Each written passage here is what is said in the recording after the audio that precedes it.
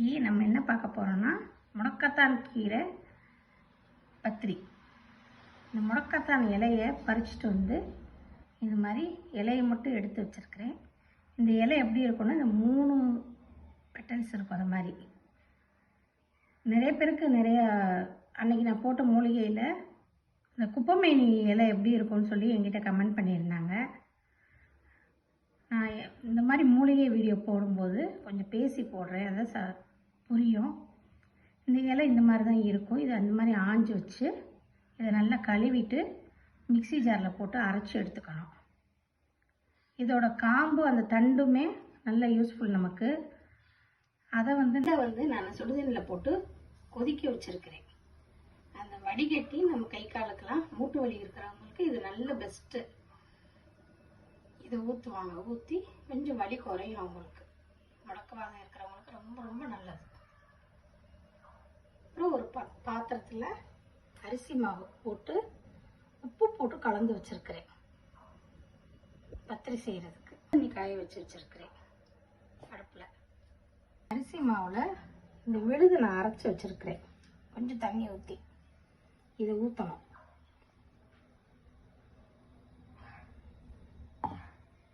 தண்ணி இப்போ கலக்க வேணாம், சுடுதண்ணி ஊற்றி நம்ம கலந்துக்கலாம். அப்புறம் கொஞ்சம் தேங்காய் துருவல் எடுத்து வச்சுருக்கிறேன். தேங்காய் துருவல் போட்டுக்கலாம். பாருங்கள், தண்ணி நல்லா கொதிச்சிருச்சு. அதை எடுத்து நம்ம இந்த அரிசி மாவில் ஊற்றி கிளறணும். மாவு இப்போ தான் வரணும்.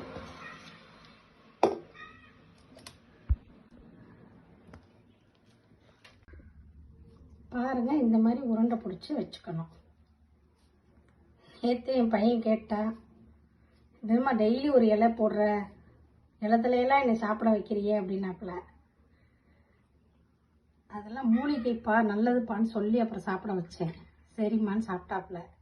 இப்போ உள்ள பசங்கள்லாம் அதெல்லாம் சாப்பிட மாட்டேங்கிறாங்க. நான் நிறைய மூலிகை வகைகள் செய்வேன், சிறுதானியம் நிறைய செய்வேன். வரப்போகிற வீடியோக்களில் அதில் கண்டிப்பாக பார்க்கலாம். இது குழந்தைங்களுக்கு ரொம்ப ரொம்ப நல்லது, நமக்குமே ரொம்ப நல்லது. பிள்ளைங்களுக்கு புரிய வச்சு அவங்கள சாப்பிட வைக்கலாம். நல்லெண்ணெய் தான் நல்லாயிருக்கும் இது சுட்டு எடுக்கிறதுக்கு. பத்திரினாலே கொஞ்சம் நல்லெண்ணெய் போட்டுக்கிட்டா ரொம்ப நல்லாயிருக்கும்.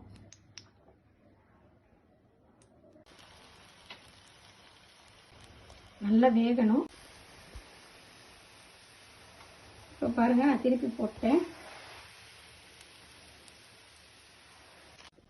இதுக்கு பெஸ்ட் காம்பினேஷன் தான் தேங்காய் சட்னி தான்.